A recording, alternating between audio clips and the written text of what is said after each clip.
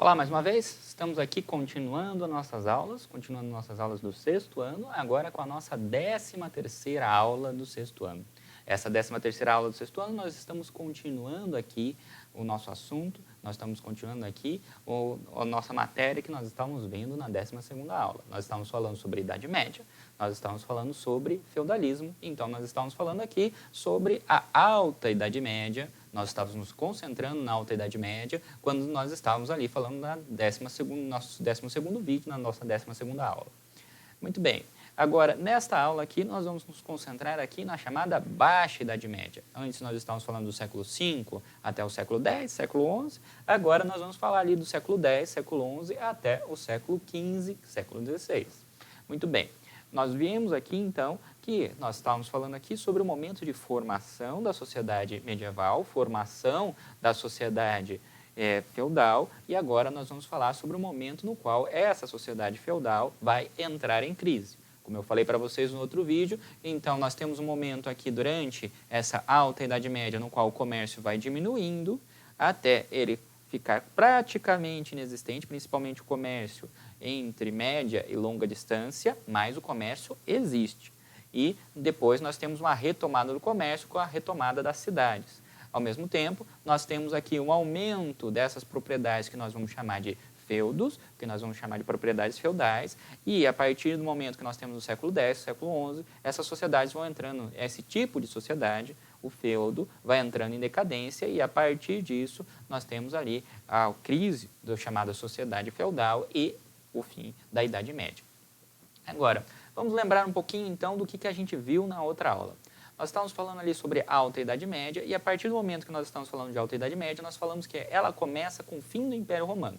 Fim do Império Romano Ocidental. Começa então com a queda de Roma. E a partir do momento que nós temos ali a queda de Roma e ali nós temos a fragmentação, o Império Romano é quebrado, e a partir disso ele vai se tornando pequenos reinos, que nós vimos ali, os chamados reinos bárbaros, que depois vão se tornar reinos cristãos. Nós temos ali a formação dos reinos bárbaros e cristãos, e cada um desses reinos ali, ele vai ter o seu poder, vai ter suas regras, vai ter a sua lei. A partir disso, nós vimos ali que surge, nesse momento aqui, nessa Alta Idade Média, surge o islamismo como grande inimigo do cristianismo, e nós temos a formação dessa chamado feudo, dessa chamada sociedade feudal, que é uma sociedade que é feita ali com um sistema de autossuficiência. Nós temos uma propriedade que ela vai produzir tudo aquilo que ela necessita. Agora, na Baixa Idade Média, quais as coisas que nós vamos aqui ver e nós vamos nos concentrar?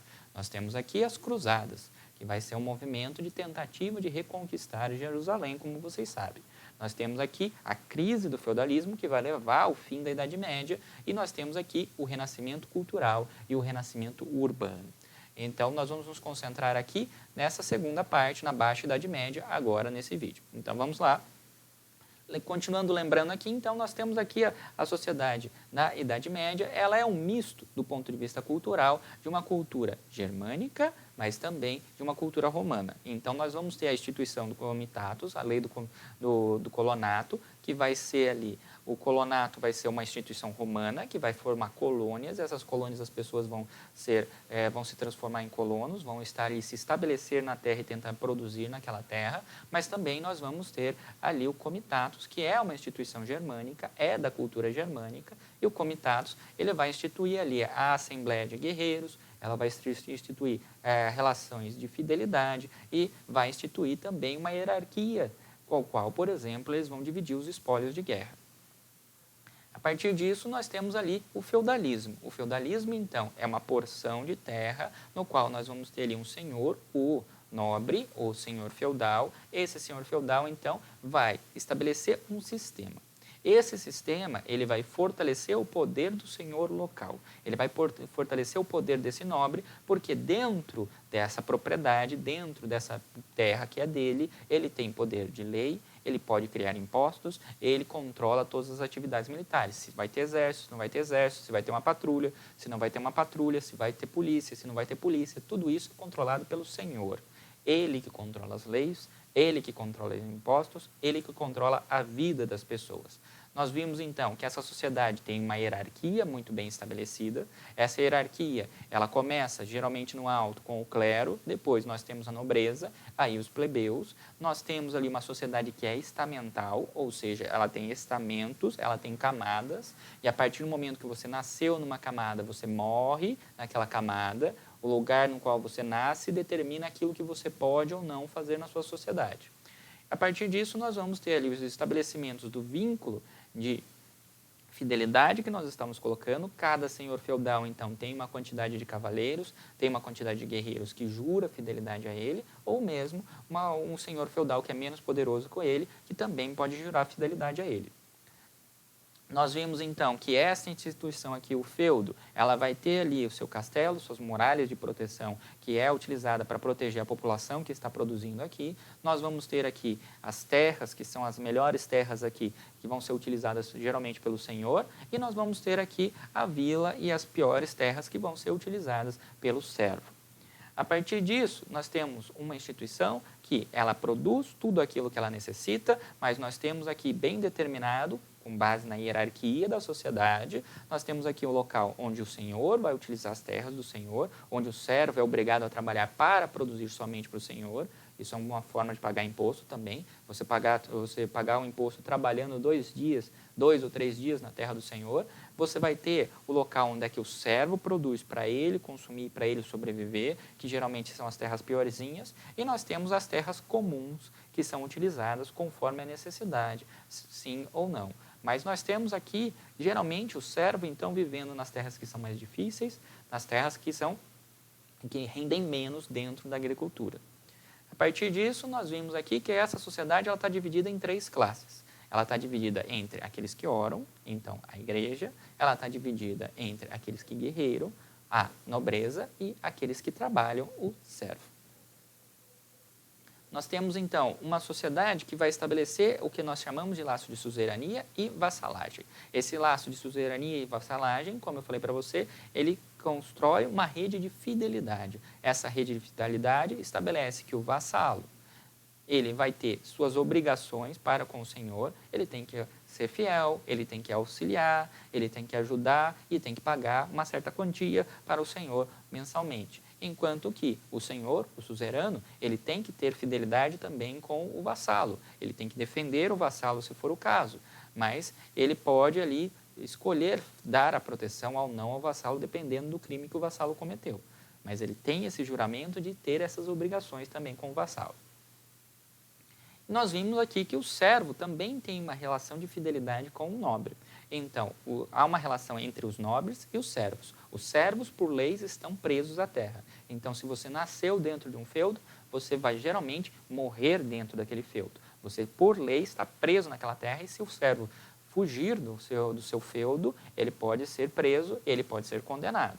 A partir disso, então, o servo não só ele está trabalhando no seu feudo, como ele também está aqui pagando uma quantidade grande de impostos e a maior parte daquilo que ele produz geralmente vai para o nobre ou parte para a igreja. Então, ele vai pagar aqui a corveia, a talha, ele vai pagar taxas de banalidades, ele vai pagar a mão morta, ele vai pagar o dízimo, ele vai pagar tudo aquilo que é devido para o nobre e a igreja. Então, parte da produção dele vai para o nobre, obrigatoriamente. Ele vai pagar, então, para utilizar as ferramentas do Senhor, as taxas de banalidade, por exemplo, para utilizar as sementes que o Senhor vai fornecer para ele plantar, ele vai pagar tudo aquilo que ele faz, ele vai pagando. Não é muito diferente de hoje, não é? A partir disso, nós temos aqui uma economia feudal, que é uma economia de subsistência. Cada feudo produz para ele sobreviver e se tiver uma coisinha sobrando, aí ele vai tentar comercializar, aí ele vai trocar geralmente com os vizinhos dele. Nós temos aqui uma economia que tem como base a agricultura, a pecuária, ou a plantação ou a criação de animais, mas sempre é uma agricultura, uma pecuária de subsistência. Primeiro, o interesse aqui é produzir para sobreviver. E a partir disso, nós temos as possíveis trocas. Então, uma economia aqui que não utiliza dinheiro, mas utiliza a troca de produto com produto. É uma economia amonetária. É uma economia que nós estamos fazendo comércio por escambo. E a partir que nós estamos trocando aqui uma vaca por 3 porquinhos, nós estamos aqui trocando produto por produto. E a partir disso nós temos aqui uma política feudal que é descentralizada. Cada um dos senhores feudais tem poder, em geral o rei daquele reino ele tem pouco poder, porque ele não tem como se impor perante os senhores feudais. A partir disso, então, nós temos um poder que é descentralizado e as fontes de poder dentro da Idade Média vão ser as terras ou a herança. Aquilo que você nasceu, a camada da sociedade no qual você nasceu, dá poder a você ou não. Se você nasceu como nobre, você vai ser tratado como nobre a sua vida inteira. Não importa que você perca o dinheiro, não importa que você perca toda a herança da sua família, você nasceu nobre e será tratado como nobre, vai seguir as leis da nobreza a sua vida inteira. Da mesma forma, se você nasceu pobre, você vai ser tratado como pobre a vida inteira, não importa o que aconteça na sua vida. A partir disso, então, nós temos aqui, chegando aqui na nossa sociedade, chegando aqui no nosso capítulo de hoje, que é falar sobre a Baixa Idade Média. E a Baixa Idade Média vai acontecer várias novidades. Não vai ser só o sistema feudal que vai entrar em crise, mas nós vamos ter aqui uma sociedade que ela continua a ser agrária, ela continua sendo pecuária, ela continua com o mesmo sistema de proteção, ela continua com o mesmo sistema de produção, mas nós temos aqui novas tecnologias, nós temos novas técnicas de cultivo. E essas novas tecnologias, essas novas técnicas de cultivo, elas vão revolucionar a sociedade a partir do momento no qual o aumento da produção também vai significar um aumento da população, um aumento da qualidade de vida, um aumento da qualidade da alimentação. Então vamos ver quais são essas novas técnicas e quais são essas novas tecnologias. Nós vamos ter aqui o rodízio, a rotação de culturas. Nós vamos ter aqui a ampliação de áreas de plantação. Geralmente aqui vão ser áreas de pântano que vão ser drenadas, vão ser áreas de florestas que vão ser cortadas, mas nós temos uma área de plantação aqui que vai se tornar cada vez maior e a Europa vai ocupando os espaços que antes eram ocupados pela natureza. Nós temos aqui um novo tipo de arado que é inventado e a partir disso nós temos aqui o arado sendo mais eficiente para conseguir plantar melhor. Nós temos aqui a invenção da ferradura, como nós conhecemos hoje, e a partir disso a proteção do casco do boi e do cavalo, que era utilizado para fazer o arado. E nós temos aqui um sistema de tração por colheira. Antes, o sistema de tração do animal era geralmente colocado na cabeça ou preso à cabeça do animal. Então, o que acontecia era que quando o animal ele travava o seu arado, por exemplo, numa pedra, ele dava um tranco no pescoço do animal e ele poderia morrer, ou ele poderia se machucar com isso. Agora nós temos aqui um arado, ou nós temos aqui um sistema de tração que é preso no corpo do animal, e a partir do momento que ele está preso ao corpo do animal, o animal está mais seguro, mas ele também consegue colocar mais força, é mais eficiente. E nós temos aqui a invenção do moinho d'água e dos cataventos, que vão ser os mais famosos aqui, por exemplo, na modernidade, principalmente ali com Miguel de Cervantes, colocando ali o Dom Quixote e os seus gigantes de vento.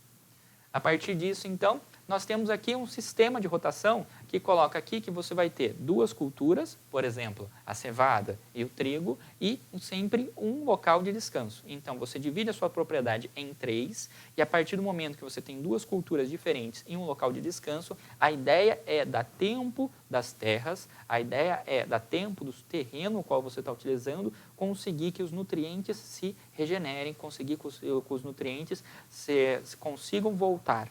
A partir do momento que você está utilizando uma única cultura, que você está fazendo uma monocultura dentro da sua plantação, o que acontece é que você vai retirando do solo sempre os mesmos nutrientes e aquele solo vai empobrecendo. A ideia aqui, então, é você ir mudando a cultura e mudando a coisa que você está plantando, para a partir do momento que você vai mudando isso, você vai retirando diferentes nutrientes e a partir do momento a terra vai se recompondo, ela vai se regenerando enquanto ela está descansando, por exemplo. Esse sistema ele vai aumentar a produção e ele vai aumentar a qualidade daquilo que está sendo produzido, porque nós temos aqui um solo mais fértil, nós temos aqui um solo que rende mais, tem melhor qualidade. Nós temos aqui, então, a nossa charrua. A charrua que vai ser aqui, o novo arado, ele vai ser aqui com ponta de ferro, vai ser aqui uma ponta de ferro, uma ponta de metal pesada. Essa ponta de metal pesada, então, ela vai fazer um vinco ela vai fazer um suco no solo mais profundo e a partir disso você vai conseguir colocar as sementes que vocês estão plantando num ponto mais fundo no solo e elas vão ter mais chance de plantar, mais chance de elas germinarem e a partir disso você tem uma melhor qualidade, você vai ter ali uma maior quantidade de plantas nascendo a partir das sementes que você está colocando. Nós vamos ter aqui um moinho d'água que vai se espalhar por toda a Europa e vai transformar a água, vai transformar a força da água na força necessária para você fazer qualquer atividade que você quiser. Uma atividade mais comum que era feita com moinhos d'água era exatamente a atividade de fazer farinha, fazer um moedor de farinha. A partir da roda girando aqui, você ligava a roda a um outro moedor que ia moendo o trigo e a partir disso você ia fazendo a farinha. Nós vamos ter aqui, então, o moinho de vento, que é o catavento, que também vai ter a mesma característica, e a partir disso nós vamos ter aqui a produção sendo transformada aqui em farinha, e a partir disso, ela dando maiores possibilidades para você ter um cardápio mais diferenciado, para você também conseguir que o seu produto, que aquilo que você produziu no campo, durasse mais também. A partir disso, então, instituições como esse tipo de moinho vai se espalhar por toda a Europa e a partir disso nós vamos ter aqui a maneira como se fazia a farinha. A farinha vai sendo moída e a partir disso ela vai passando por uma peneira e essa peneira aqui no final vai ter aqui a farinha pronta embaixo. E você já tem aqui a farinha para você fazer o seu pão e a partir disso você vai ter ali maior diversidade, você vai ter maior qualidade de alimentos. O que vai acontecer aqui é a mesma coisa que acontece toda vez que você tem uma nova tecnologia no campo e a partir dessa nova tecnologia, como por exemplo aconteceu nesse caso aqui, quando nós temos ali em 1700, em 1800, quando nós vamos ter a chamada Revolução Agrícola, vai ter uma formação basicamente igual à que nós temos hoje. O que vai acontecer é muito semelhante, então. O que nós vamos ter é uma introdução de tecnologias no campo. Essas novas tecnologias no campo vão fazer com que, para uma mesma área, para você produzir no mesmo terreno, você necessite de uma mão de obra menor, você vai precisar de menos pessoas para produzir a mesma quantidade de comida no mesmo terreno e você vai ter aqui um aumento da produção. Lembro que a Europa, nesse momento aqui, também está aumentando as terras que ela está produzindo. Então, nós temos um aumento da produção. Esse aumento da produção vai ter mais pessoas, nós vamos ter mais pessoas nascendo, mais pessoas comendo, menos pessoas morrendo. Então, com novas tecnologias no campo, o que nós vamos ter aqui? Pessoas indo para as cidades. Nós vamos ter um êxodo rural de pessoas indo para as cidades. A partir disso, nós vamos ter aqui melhor qualidade de alimentação. Essa melhor qualidade de alimentação vai levar a uma diminuição da mortalidade. Essa diminuição da mortalidade vai levar a um aumento da população e o êxodo rural e o aumento da população natural com o aumento da alimentação, com o aumento da qualidade da alimentação, vai fazer o crescimento urbano. Isso é uma forma de a gente explicar por que as cidades voltaram a crescer nesse momento aqui. Aconteceu naquele momento na Idade Média, mas também acontece nesse momento aqui que nós vamos falar da Revolução Agrícola, que acontece ali entre 1700 e 1800. É a introdução de novas tecnologias no campo que leva a maior produção no campo. Nós vamos ter aqui, então, com o aumento da população e com o aumento das cidades, nós vamos ter aqui o aumento das rotas comerciais e das chamadas feiras. Então, nós temos aqui diversos fatores que vão possibilitar isso. O primeiro fator, como eu disse para vocês, é o crescimento populacional.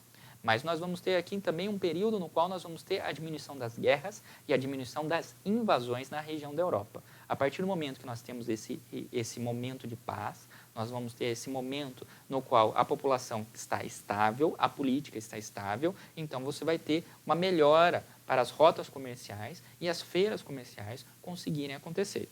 Não tem como você fazer uma caravana, não tem como você fazer uma rota comercial se você vai ter que passar por um meio de um território que está em guerra.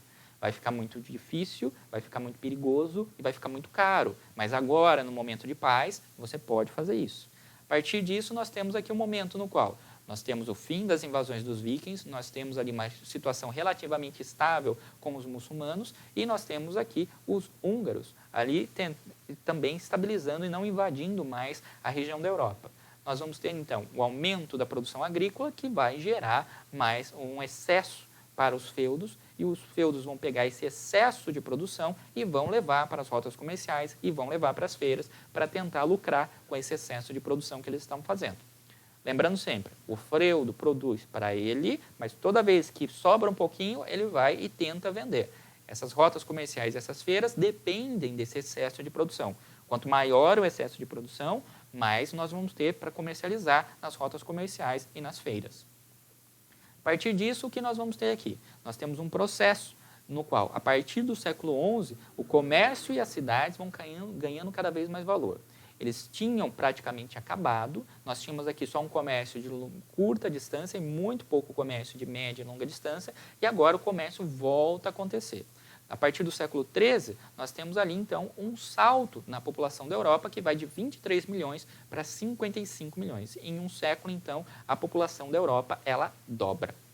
E a partir do momento no qual nós temos essa população sobrando, o aumento dessa população, nós vamos ter as melhorias na mão de obra, nós vamos ter as melhorias em todos os aspectos da sociedade, nós vamos ter o êxodo rural, o aumento da produção, e é um aumento da produção que vai levar cada vez mais ao comércio e vai levar cada vez mais às cidades. Esse aumento da demanda também vai dar um aumento pela demanda dos serviços das cidades, a demanda pelos serviços do artesanato. A partir do momento que as pessoas precisam de roupas, a pessoa precisa de um talher, a pessoa precisa de um copo, a pessoa precisa de um prato. Então, tudo isso era feito nas cidades, tudo isso era produzido nas cidades, vai dando, então, cada vez mais valor, vai dando cada vez mais importância para as cidades que produzem esse artesanato, que produzem esses serviços para a população que está no campo.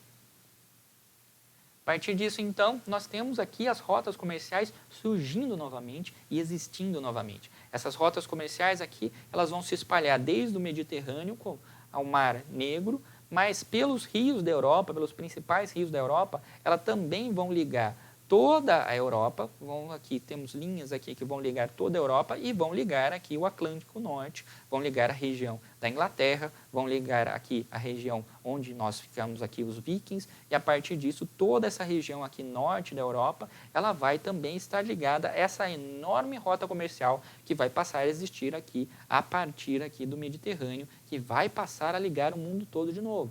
Vai passar a ligar a África, vai passar a ligar a Ásia, como acontecia no Império Romano. As rotas comerciais que existiam durante o Império Romano voltam a acontecer nesse momento.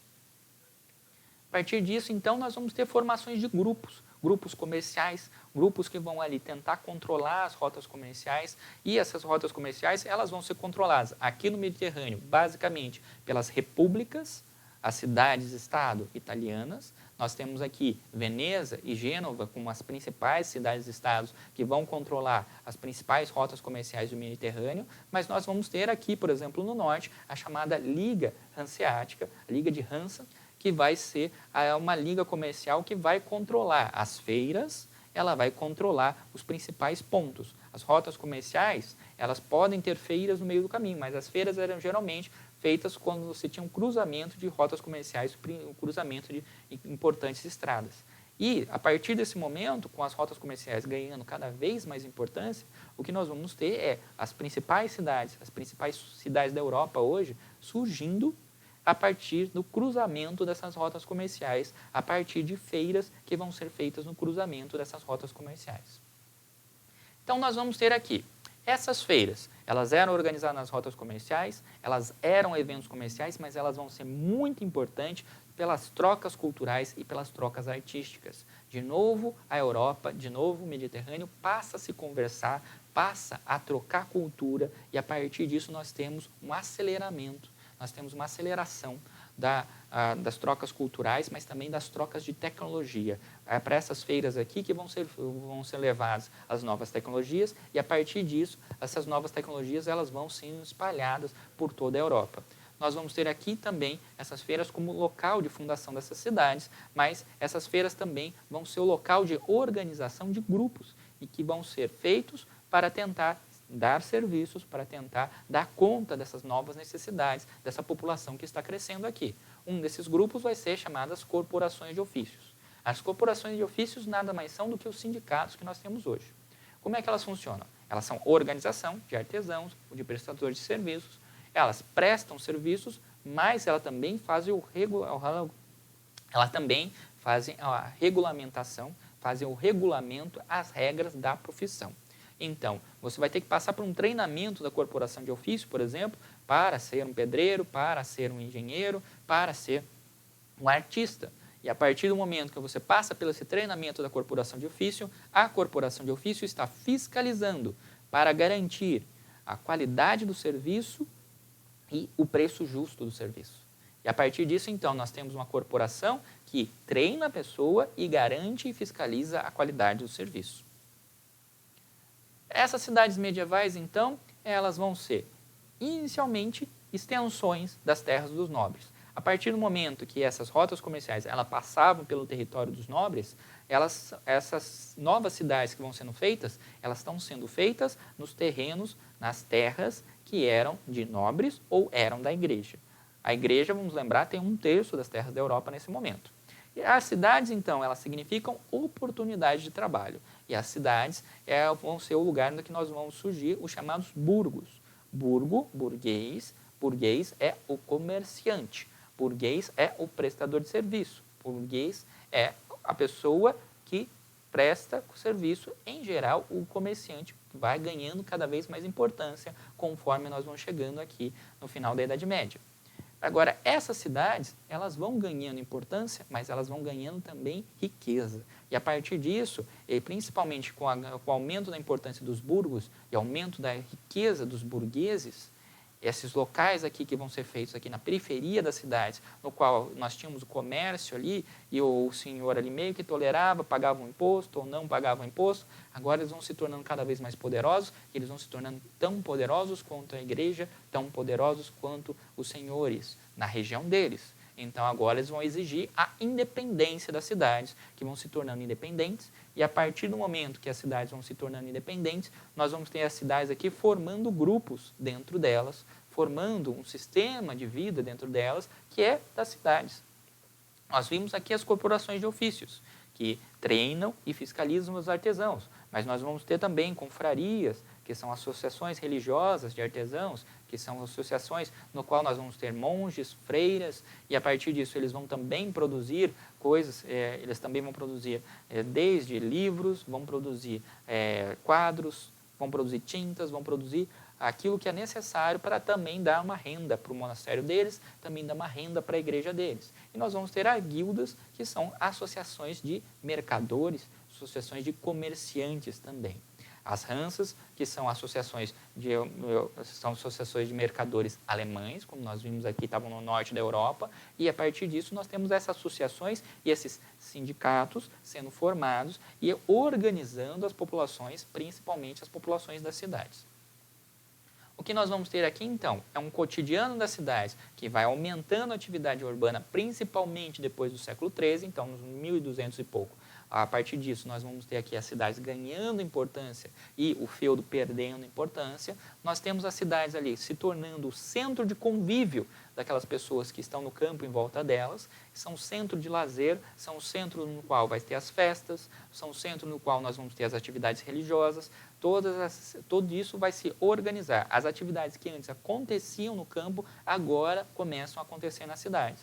E, ao mesmo tempo, nós vamos ter ali um conflito entre o velho sistema e o novo sistema. O que é o velho sistema? O velho sistema que se baseava no servo.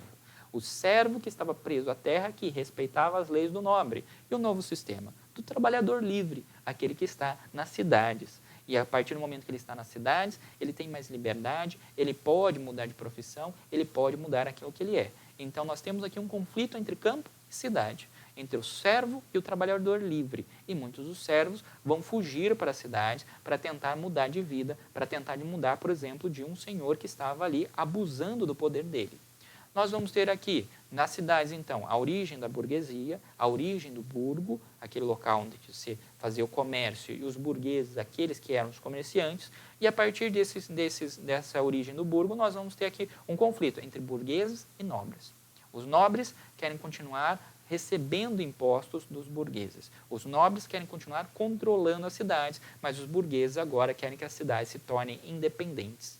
E as cidades vão progressivamente aumentando a sua autonomia e se tornando independentes, formando as chamadas comunas, no caso, por exemplo, da França, ou as chamadas repúblicas, no caso, por exemplo, da Itália, formando cidades que são autônomas, cidades que são independentes politicamente falando. A partir disso, nós vamos ter aqui uma instituição que é a igreja medieval, essa igreja que tinha ali um enorme poder, que surgiu no Império Romano, e a partir do momento que ela sobrevive à queda do Império Romano, ela passa a atuar junto às populações bárbaras, ela passa a cristianizar as populações bárbaras e ela passa a acumular poder. Nós vimos que a igreja tem poder econômico, ela tem as posses da terra e ela produz naquela terra, então ela vai ter não só poder econômico, mas poder político, e ela tem poder jurídico a partir do momento que ela também faz leis e ela também influencia as leis que estão sendo feitas nos reinos que vão surgindo. E ela tem, então, um enorme poder social. Essa igreja, ela vai instituir nesse momento aqui o que nós vamos chamar aqui de Santo Ofício, nós vamos chamar ali de chamada Inquisição.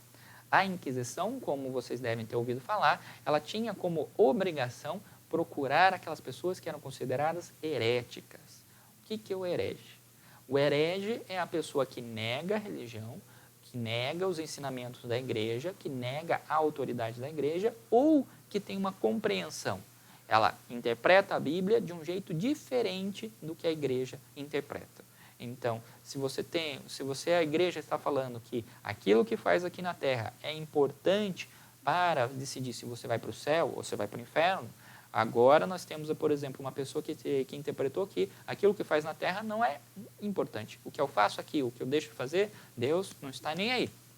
O que a igreja vai fazer? Vai pegar essa pessoa que está discordando dela, vai verificar se essa discordância é realmente algo sério, e se for sério, a pessoa vai passar por essas coisas agradáveis que nós temos aqui atrás. Ela vai passar por torturas, ela vai passar por umas diversas... vai passar por diversos atos. Vamos lá. Você pode esticar a pessoa para a pessoa conseguir falar aquilo que a igreja está querendo, né? Vamos dizer que você está querendo que a pessoa confesse. Então, você tem diversas maneiras de você fazer a pessoa confessar. Você pode colocar ela numa cama, esticar ela até ela confessar. Ou então o corpo quebrar no meio. Ou então, você pode colocar ela numa outra cama, que você vai abrir as pernas dela até ela confessar, ou a perna dela deslocar. Ou você pode colocar ela amarrada ou colocar um tubo na boca dela e fazer afogamento simulado até a pessoa confessar também. Mas, de uma maneira ou de outra, a pessoa vai confessar que ela é herege, e de uma maneira ou de outra, ela vai acabar na churrasqueira, ela vai acabar ali na fogueira. E, a partir disso, a igreja eliminou aquela pessoa que está ali falando contra ela, criticando ela. Isso vai ficar muito famoso na Idade Média, então, as pessoas que vão ser ali queimadas na fogueira a partir da Idade Média. E uma grande, enorme quantidade de mulheres que vão ser acusadas de serem bruxas. A maior parte delas não estava discordando da igreja, elas só estavam discordando em uma sociedade que era machista e que acabava massacrando as mulheres naquele momento. Então, a partir do momento que elas estão criticando aquela sociedade, elas estão querendo mais direitos para as mulheres, elas acabavam sendo acusadas de bruxas e acabavam sendo queimadas na fogueira. O que nós vamos ter, então, é uma igreja medieval que ela vai ser extremamente poderosa, ela vai ter esse lado ruim da Inquisição, ela vai ter esse lado ruim de perseguir as pessoas, mas ela também vai ser muito importante para preservar o conhecimento, para transmitir o conhecimento.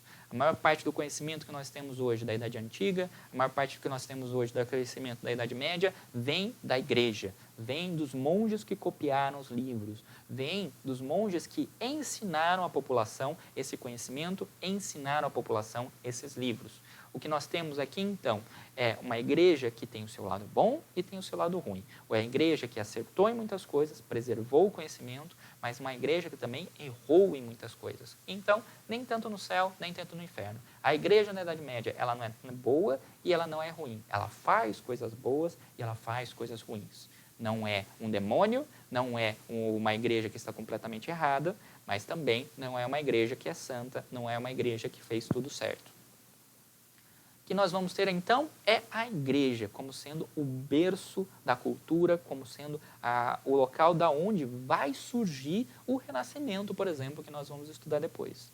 O Renascimento, que vai surgir nas cidades-estados italianas, ele vai surgir justamente de dentro da igreja. Ele vai surgir justamente do pensamento da igreja, e os primeiros autores, os primeiros pensadores do Renascimento vão ser religiosos.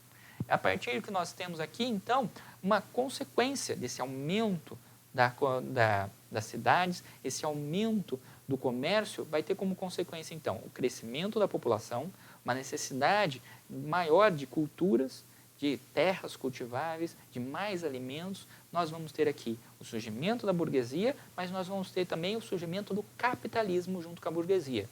Ou seja, o surgimento de uma ideia, o surgimento de um ideal de que nós podemos melhorar.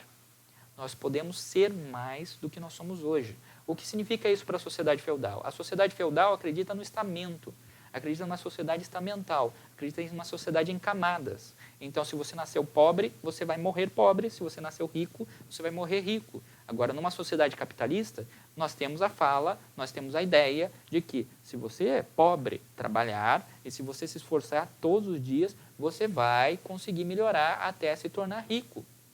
O capitalismo, então, ele vai aumentar a circulação de moedas, nós vamos de novo agora passar a usar o dinheiro, nós vamos ter aqui o aumento das atividades, por exemplo, as atividades bancárias, mas nós temos aqui uma ideia de progresso que vai entrando na sociedade. E a partir dessa ideia de progresso, nós vamos ter o desenvolvimento intelectual, nós vamos ter aqui um momento no qual as universidades passam a surgir por toda a Europa, e a partir do momento que nós temos as universidades, que nós temos ali de novo as pessoas querendo aumentar a sua cultura, querendo inventar novas coisas, nós vamos ter aqui um aumento da atividade cultural até o surgimento do Renascimento e levar ao fim da Idade Média.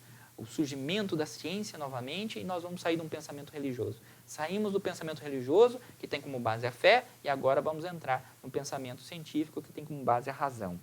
Nós, então, vamos ter aqui como berço do Renascimento justamente essas cidades que vão se tornar livres. As comunas e as repúblicas, que vão ser um centro cultural e o centro da liberdade dentro da Idade Média. Essas cidades, então, vai ser os locais no qual nós vamos ter as universidades. Essas cidades vão ser o local no qual nós vamos ter aqui, principalmente os religiosos, como Tomás de Aquino, por exemplo, ensinando as pessoas. Não somente agora uma elite, uma pequena elite de nobre, uma pequena elite da igreja, mas a educação se tornando cada vez mais um valor e ela se tornando cada vez mais ampla na sociedade. A sociedade vai deixar de ser uma sociedade de 95% de analfabetos? Não. Mas a educação vai se tornar um valor novamente. A cultura vai se tornar um valor novamente.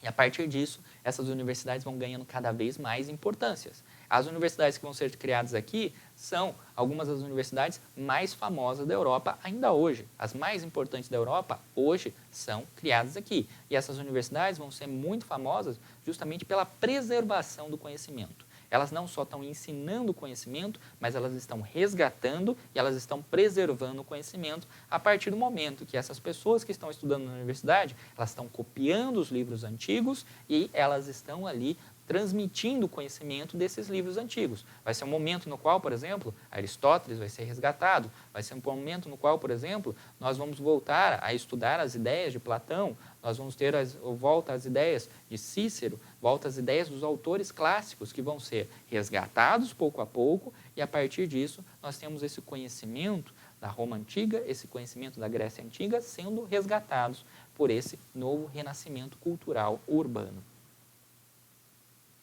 Esse renascimento, então, vai fundar universidades por toda a Europa. Como vocês podem ver aqui, algumas das principais universidades que nós temos hoje, uma das mais famosas, mais importantes e uma das melhores universidades da Europa que nós temos hoje, vai surgir nesse momento. Na França, por exemplo, a Universidade de Paris, a Sorbonne, vai surgir nesse momento. Nós temos aqui na Inglaterra, Oxford, Cambridge, vai surgir nesse momento. Nós temos, então, a expansão das cidades e o surgimento das universidades. A partir disso, então, essas universidades elas se concentravam em estudar aquilo que era considerado de mais importante, aquilo que era considerado de mais elevado da cultura daquele momento. Então, nós temos o estudo das artes, nós temos o estudo da teologia, nós temos o estudo da filosofia, nós temos o estudo do direito, nós temos o estudo da medicina. A pessoa poderia fazer o trivium, que é estudar gramática, retórica e lógica, ou ela poderia fazer o quatrivium, a aritmética, geometria, astronomia e música. Frequentemente, uma pessoa fazia primeiro o trivium, depois o quatrivium, mas ela tinha ali toda a cultura, tinha um básico da cultura greco-romana, e a partir disso nós vamos resgatando o conhecimento, e esse conhecimento vai sendo transmitido para a sociedade pouco a pouco. O que nós vamos ter aqui, então, é um novo impulso da literatura, por exemplo. A literatura medieval, agora, ela vai ter um impulso que agora vai levar a esses valores medievais. O valor da honra, o valor da coragem, o valor da lealdade que vai ser transmitido por esses cavaleiros. Seja um cavaleiro aqui tirando sarro desses cavaleiros medievais, como é o caso, por exemplo, de Dom Quixote de La Mancha e Sancho Panza aqui, nós temos aqui um cavaleiro louco que enxergava nos moinhos, eram gigantes e lutava contra esses moinhos de vento, que eram o progresso. Ou então nós temos aqui o modelo por excelência dessa cultura medieval, que é o rei Arthur e os cavaleiros da Távola Redonda. Então, nós temos aqui um impulso da literatura que também está colocando para a sociedade esses ideais: coragem, honra, lealdade, que é o ideal do cavaleiro medieval, que agora vai ser transmitido para as cidades. Esse ideal, por exemplo, de que você tem uma princesa e essa princesa vai ser salva por um cavaleiro, nós temos esse ideal desse amor imortal que vai ser transmitido, que vai sendo colocado. Então, essas cantigas românticas vão sendo transmitidas aqui durante a sociedade medieval e vão ser transmitidas principalmente nas feiras, vão ser transmitidas principalmente nas cidades, no qual nós vamos ter os espetáculos, no qual nós vamos ter, por exemplo, as reuniões nas praças, que vão ser transmitidas essas histórias aqui, e elas vão ser imortalizadas com o tempo. Nós vamos ter, então, uma sociedade que está crescendo, e a partir do momento que a sociedade cresce, ela vai ter problemas. Para solucionar esses problemas aqui, nós temos as cruzadas. As cruzadas vão solucionar um problema de superpopulação das cidades. Vai solucionar um problema de superpopulação no campo. Mas o que são as cruzadas? As cruzadas são expedições militares. Então, nós vamos ter aqui uma expedição militar que vai sair da Europa, vai sair dessa região da Europa aqui e vai tentar reconquistar essa região aqui de Jerusalém. Jerusalém, então, estava conquistada pelos muçulmanos. A expansão dos muçulmanos vai conquistar toda essa região aqui, que antes era do Império Bizantino, que nós estudamos. Agora, os muçulmanos eles vão conquistando pouco a pouco o Império Bizantino até ficar somente a cidade de Constantinopla. Para conseguir reconquistar a cidade de Jerusalém, que era considerada sagrada pelo cristianismo, ainda hoje é, os cristãos, então, vão se reunir, vão sair daqui da Europa e vão fazer uma expedição militar para reconquistar a cidade de Jerusalém. São 8 cruzadas oficiais e diversas cruzadas não oficiais. Essas cruzadas elas vão ter um pouquinho maior de êxito, um pouquinho menor de êxito, mas nós vamos ter aqui também as chamadas cruzadas internas da Europa, que vão tentar reconquistar a Espanha e Portugal aqui. São chamadas as guerras de reconquista, que vão ser muito importantes para o surgimento do reino de Portugal e o surgimento do reino da Espanha. E nós vamos ter aqui uma guerra dos muçulmanos, então, em duas frentes. Os muçulmanos conquistaram aqui a Península Ibérica e conquistaram Jerusalém. Então, os cristãos vão fazer cruzadas para reconquistar a Península Ibérica, Portugal e Espanha, e vão fazer cruzadas para, principalmente, reconquistar Jerusalém. A mais importante foi a terceira cruzada, a Cruzada dos Reis, que vai ter como figura central Ricardo do Coração de Leão, aquele mesmo que você já viu nas histórias do Robin Hood. A partir disso, então, a ideia da cruzada veio desse senhor aqui. Nós temos aqui o Papa Urbano II, e o Papa Urbano II tinha a ideia de que os cristãos, a partir do momento que a população cresceu, ela começou a brigar entre si. Ele não queria que os cristãos brigassem entre si, então vamos dar um inimigo para as pessoas brigarem. Esse inimigo vai ser os muçulmanos. Então vamos ter que dar um motivo para eles brigarem com os muçulmanos. Esse motivo é Jerusalém. Então, ele está canalizando, ele está jogando para os muçulmanos toda essa agressividade que antes estava de cristão contra cristão. Agora, cristão não vai brigar mais contra cristão, e eles vão brigar com os muçulmanos. Antes, eles estavam brigando entre si dentro da Europa, agora eles vão lá para Jerusalém e fazem guerra lá. Essa era a ideia do Urbano II. Um cara bem esperto, né? A partir disso, o que nós vamos ter aqui? As cruzadas, então, elas vão ser expedições militares, mas elas vão ter diversas causas. nós vamos ter aqui as causas econômicas. A partir do momento que os muçulmanos eles conquistam a região de Jerusalém, eles também estão fechando as rotas comerciais que estão vindo do Oriente. Eles estão fechando as rotas comerciais que dão acesso à Europa a os produtos da China e da Índia. Então, o que está em jogo também é a abertura do comércio e a abertura das rotas comerciais que estavam fechadas. Nós temos aqui uma causa política. Os primogênitos eram os únicos que herdavam os feudos. Então, se você tem uma família, por exemplo, uma família de nobre, que você tem 7 ou 8 filhos, por exemplo, o primeiro ele vai herdar o feudo. O que faz o resto? Bom, o segundo filho você treina para, se o primeiro morrer, então você tem um substituto ali. Tá. O terceiro filho, você coloca na igreja, para ele ter um carguinho na igreja ali, você ter alguma influência na igreja. Tá bom. O quarto filho, joga para treinar para ser soldado de novo, joga para ser da igreja. Quinto filho, sexto filho, sétimo. Então, você tem uma massa de nobres, filhos de nobres, que não estão fazendo basicamente nada e não têm direito a nada. Eles são nobres, eles nasceram em famílias nobres, nasceram em famílias importantes, mas eles não têm direito a nada. O que vai acontecer então? As cruzadas vai ser o momento deles, uma oportunidade desses caras de conseguirem alguma coisa na vida. Você é sexto filho? Não tem problema nenhum. Vai para as cruzadas, conquista a sua terrinha, conquista ali o seu feudo e agora você vai ter as suas terras, que são suas, e nenhum dos seus irmãos vai botar o bedelho no negócio, vai botar o dedinho no negócio. A terra foi conquistada por você, a terra é sua. O que nós vamos ter então aqui é um motivo para esses nobres que estavam ali sem fazer nada, de fazerem alguma coisa. E nós temos aqui a causa social. A população na Europa estava em excesso, estava sobrando. O que você faz agora? Você joga esse excesso de população para ir colonizar as terras, para ir brigar, para ir fazer guerra lá na região de Jerusalém.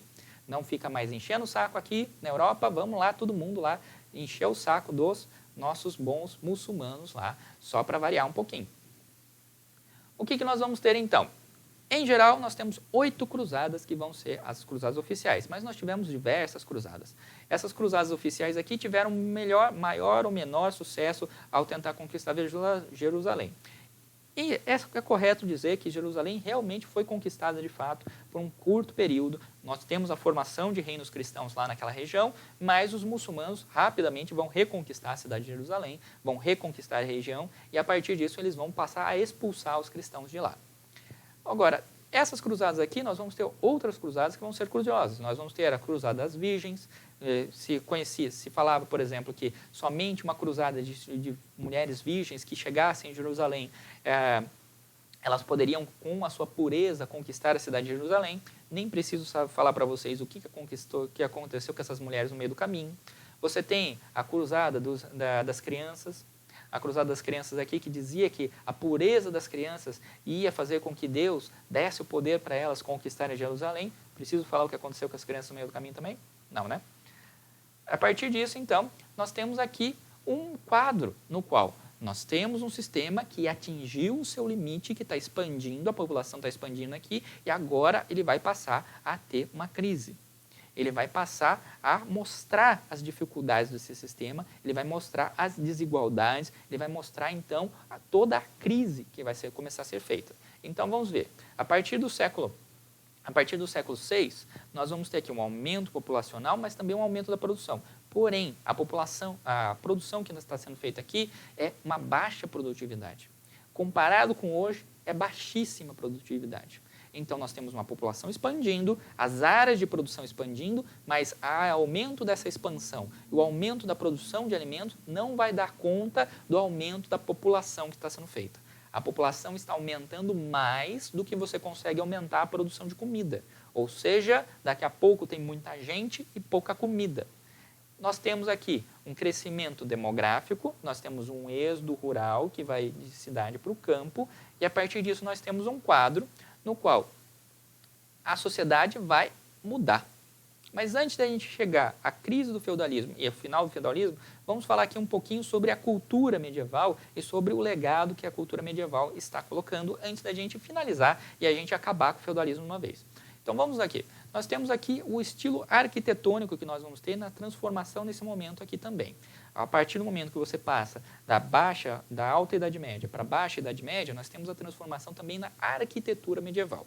Tradicionalmente falando, as igrejas que surgiram com o cristianismo, elas imitam os templos romanos. Então, nós temos aqui a chamada igreja românica, ou arquitetura românica. Essa arquitetura, como vocês podem observar aqui, ela tem paredes lisas, ela é bastante sóbria, ela é bastante simples na sua arquitetura. E ela vai ter essas janelinhas aqui, que tem aquele arco romano que nós vimos ali no capítulo de Roma, que é esse arco que tem essa pedrinha no centro aqui para segurar o arco. Essa igreja, no seu interior, então, ela geralmente é lisa, ela é uma igreja sem detalhes, com o altar, e a partir do momento que você tem o altar aqui, os enfeites geralmente estavam no altar. Então, nós temos esse estilo de igrejas aqui, é o estilo de igrejas imitado por a maior parte das igrejas luteranas, a maior parte das igrejas calvinistas hoje. Uma igreja que tem poucas ou nenhuma pintura, uma igreja que tem poucas ou nenhuma imagem de santos. O que ela vai ter, em geral, é no altar. No altar você vai ter o crucifixo, no altar você vai ter as imagens, no altar você vai ter os enfeites. Mas a igreja em si, ela é muito simples e ela tem um teto baixo. Ela é só um lugar para as pessoas se reunirem.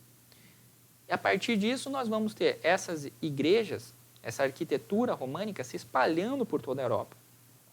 Essa arquitetura românica, ela vai se tornando mais complexa, ela vai se tornando maior, mas ainda assim ela mantém as suas características. Uma cultura de ter ali paredes lisas, simples, e você ter essa janelinha circular aqui, mostrando então, você tem a entrada de luz, mas pouca luz. Você tem um interior que é, em geral, um pouco escuro, um interior no qual você tem um teto baixo, mas um interior no qual você só tem ali o destaque para o altar.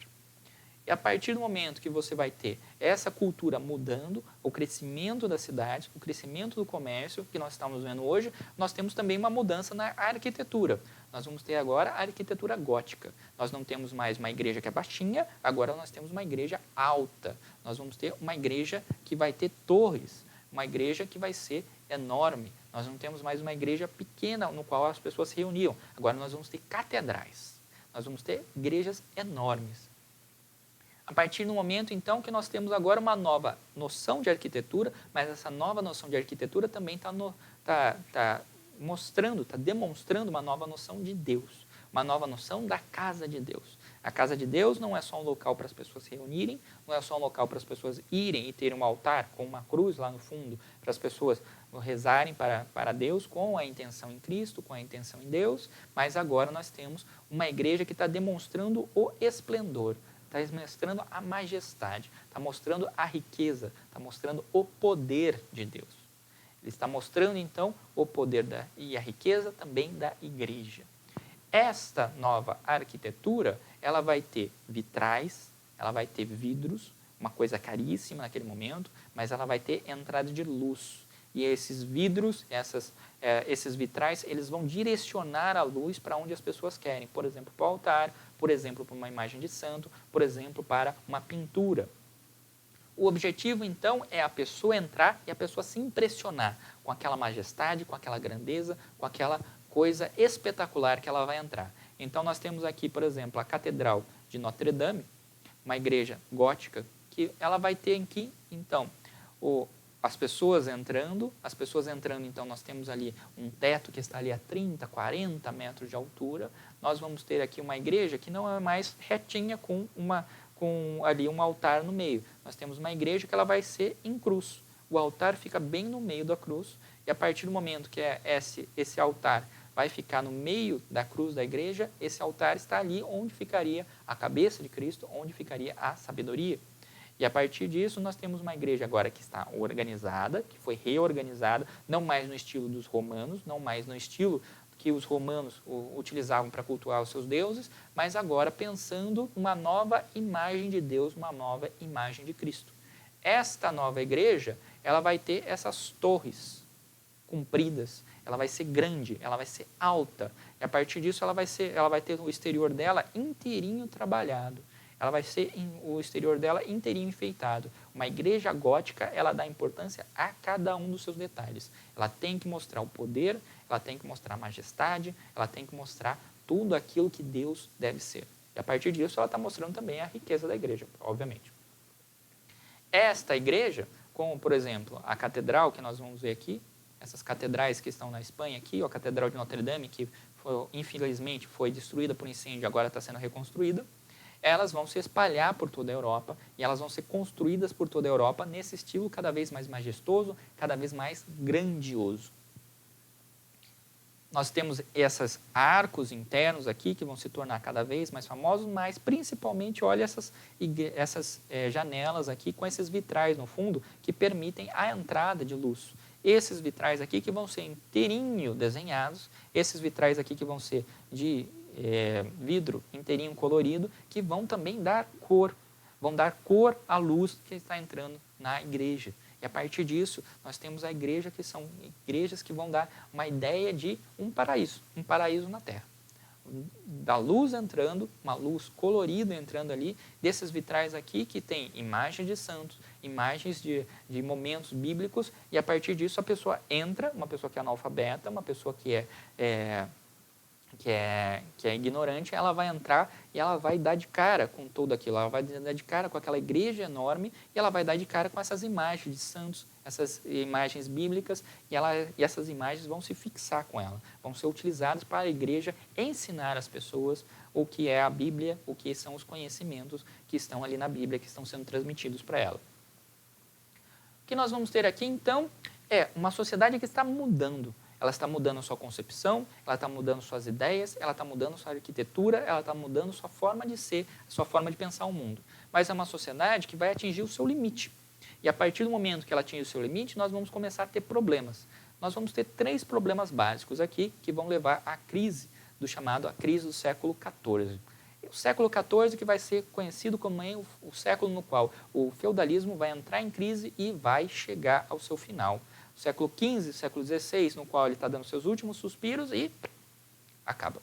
Nós temos aqui a Guerra dos 100 Anos. 116 anos de guerra. A Guerra dos 100 Anos é uma guerra entre a França e a Inglaterra. A Inglaterra invade o norte da França, invade a região mais poderosa, invade a região mais rica da França, e a partir disso nós temos 100 anos de guerra entre a Inglaterra e a França. Essa Guerra dos 100 Anos vai acabar organizando, vai acabar chegando a toda a Europa, ela vai influenciar toda a Europa, e a partir disso, essa Guerra dos 100 Anos também vai marcar a reorganização da sociedade francesa e a reorganização da sociedade inglesa, e o rei vai ganhando mais poder, tanto o rei francês como o rei inglês, vai ganhando mais poder durante a Guerra dos 100 Anos, e a nobreza vai perdendo poder durante a Guerra dos 100 Anos. Nós vamos ter uma outra coisa que são as pestes, as pandemias. Essas pestes, como aqui está acontecendo hoje, elas vão se tornar cada vez mais frequentes na Europa. Justamente por quê? Nós já temos um aumento da população, uma baixa produtividade no campo, que não vai dar conta do aumento dessa população. A população já não está conseguindo produzir alimento suficiente, agora está no momento de guerra. Durante a guerra, você tem ali uma desorganização da população que não vai conseguir produzir. Afinal de contas, ou você se defende da pessoa que está invadindo o seu território, ou você produz o alimento. Então, a população que já não estava conseguindo produzir alimento suficiente vai produzir menos ainda. Com menos alimento, menor qualidade da alimentação. Com menor qualidade da alimentação, más colheitas vão levar a baixa imunidade. Baixa imunidade do corpo humano. Essa baixa imunidade do corpo humano vai fazer com que as pestes se tornem cada vez mais comuns, e a partir disso a população vai morrer cada vez mais com as pestes na Europa. A mais famosa vai ser a peste bubônica. A peste bubônica que vai matar 1/3 da população da Europa. Então, o que nós temos aqui?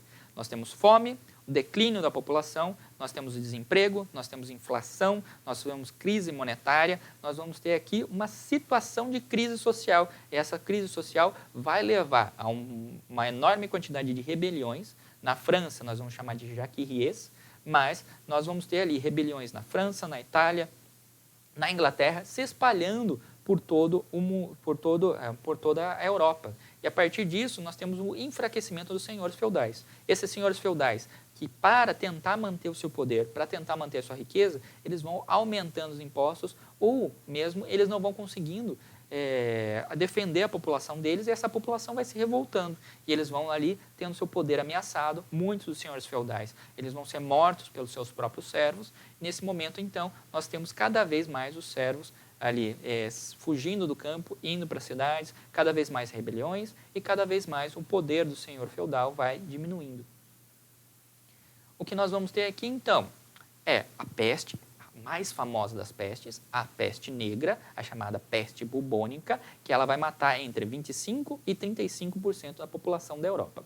Então, 1 a cada 3 habitantes da Europa morre nesse momento. E nós vamos ter aqui, toda a Europa não tem um local no qual a peste bubônica não tocou. O que vai acontecer então? O que se diz é, as rotas comerciais, principalmente de navios que estavam vindo pelo Mediterrâneo e estavam ali no norte da Europa, essas rotas comerciais que nós vimos ali, que vão ser de grande importância para o aumento das cidades, vão ser justamente essas rotas comerciais que vão levar o vírus, vão levar ali a peste bubônica. Os transmissores dessa peste bubônica aqui, alguns dizem que são os ratos, alguns dizem que são as pulgas dos ratos, outros dizem que são esse animal ou aquele animal, mas, de fato, quem vai transmitir essa peste, de fato, vai ser o ser humano. O ser humano, a partir das rotas comerciais, ele vai levando esses vetores, ou ele mesmo sendo o vetor da doença, de local para local, e a partir disso, essa peste bubônica vai se espalhar por toda a Europa e vai matar 1/3 da população da Europa. O que nós vamos ter aqui, as pessoas novamente se preocupando com a questão da higiene, com as questões sanitárias das cidades. Então, as pessoas querem, de alguma maneira, resolver essas pestes que estão acontecendo aqui. Então, nós vamos ter a peste bubônica, mas depois nós vamos ter outras pestes, nós vamos ter uma peste seguida da outra e a população vai morrendo e a população vai verificando que ela tem que dar atenção às medidas de higiene. Ela vai ter que aprender a ter uma medida de higiene básica, como hoje nós estamos aprendendo a lavar a mão, por exemplo, ou então ter os cuidados de utilizar máscara e outros etc. Nesse momento aqui, também a utilização de máscara é colocada para as pessoas. Também nós vamos ter diversos lugares da Europa utilizando o isolamento. A peste bubônica, por exemplo, ela só foi resolvida a partir da utilização de isolamento em toda a Europa. Uma vez que um caso de peste bubônica era feito numa cidade, em geral aquela cidade era colocada em quarentena e ninguém entrava, ninguém saía daquela cidade. O isolamento é utilizado nesse momento também. A partir disso, o que nós vamos ter? Nós vamos ter a peste bubônica atingindo as principais regiões da Europa, mas a peste bubônica também atingiu a China naquele momento. Agora, nós não sabemos se a peste bubônica de fato surgiu aqui, ali ou ali. Tem diversas teorias sobre isso, mas que de fato a peste bubônica ela pegou quase toda a Europa, ela pegou boa parte do império que estava sendo formado aqui pelos muçulmanos e ela pegou a China, atingindo também as regiões da Índia, ela pegou boa parte do mundo nesse momento e ela matou por boa parte do mundo. Ela se concentrou e ela matou mais na Europa, é verdade. Mas na Europa porque nós tínhamos ali a crise do século XIV. Nós tínhamos guerras, nós tínhamos fome e agora nós vamos ter peste. Com guerras se produz menos alimento, com menos alimento nós temos fome, com fome nós vamos ter o sistema imunológico pior e o que acontece é que esse quadro faz com que a peste bubônica encontre aqui na Europa um lugar para ela se desenvolver e ela vai matar 1/3 da população da Europa.